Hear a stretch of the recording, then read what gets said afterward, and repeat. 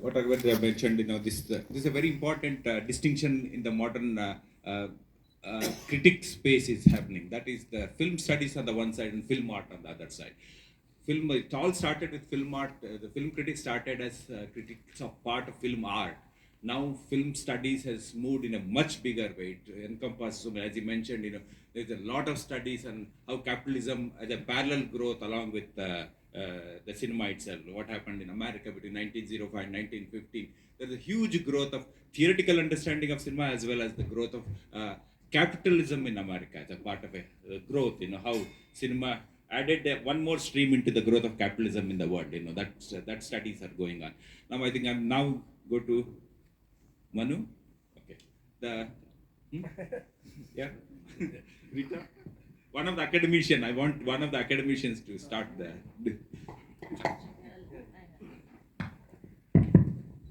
Thank you very much. I have been coming to Bangalore Film Festival since 2006, and my journey into the trajectory of my film academics that have a lot to do with my coming to Bangalore Film Festival, because I have my subject is political science. I'm a social science student, but as we all do, we started watching world cinema in the beginning, and then I am very curious. I started becoming very curious about film study as an academic discipline, and it all started thanks to a magazine called Deep Focus, which has its roots in Bangalore. And I remember meeting Mr. George Kutti and going to his office, and I collected almost all the issues of Deep Focus. And besides Deep Focus, there are journals like Journal of Arts and Ideas and Cinefan, and also different film society magazines written in different vernacular languages that actually shaped my psyche as a film critic from a film student. So I am always indebted to Bangalore Film Festival, and it's my pleasure that I am being a part of this festival once again in 2024. So it has been a long journey with this festival. So like film critics, of course, my argument is that critics are the precursor of film scholars, and film as a discipline that is indebted to film critics, because initially we don't used to teach or learn film as a separate academic discipline. It came quite late.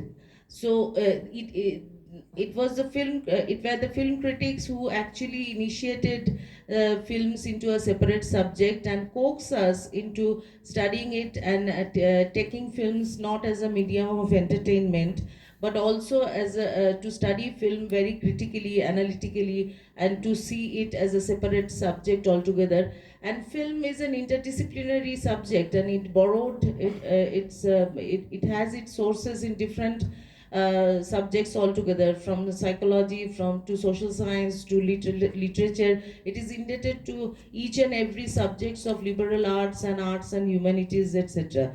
So it is the film critics actually in Kayudu cinema, as Mr. Raghavendra mentioned, with Baza, Truffaut, and Godard. They all initiated films into a separate subject, and they elevated filmmakers into auteurs, and they initiated the theory called auteur theory, and they actually helped us to see film in a different analytical manner altogether. So coming to Indian film theory, because India has a different, they have given birth to a post-colonial film theory, they have a philosophy of their own, and we have studied Chidananda Dasgupta and people like Raghavendra, Manu Chakravarthy sir, and all of them, they have contributed hugely into making Indian film theory possible.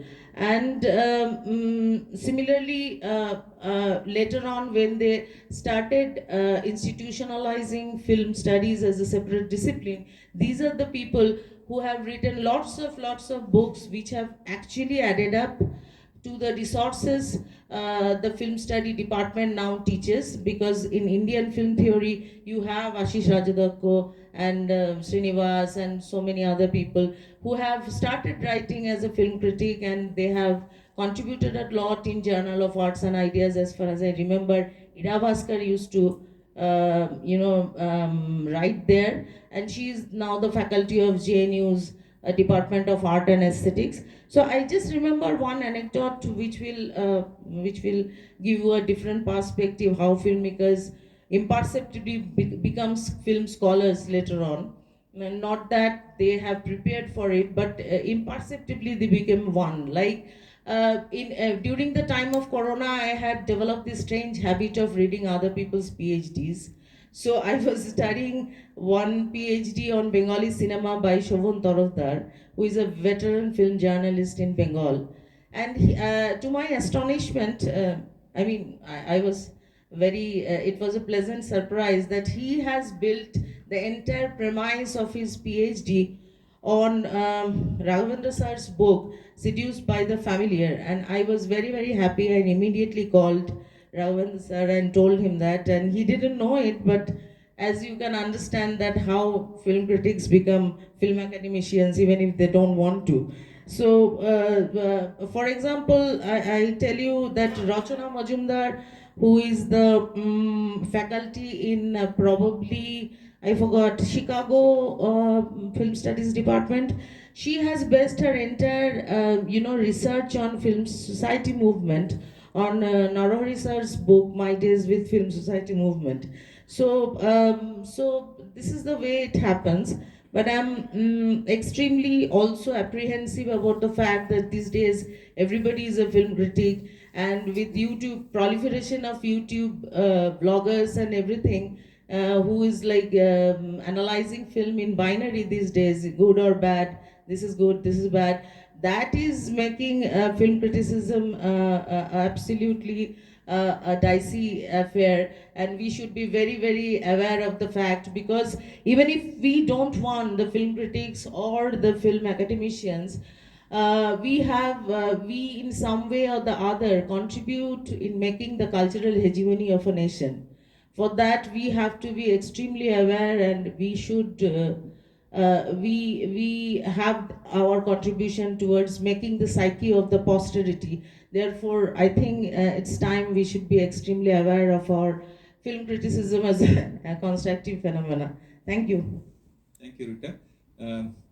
Now I request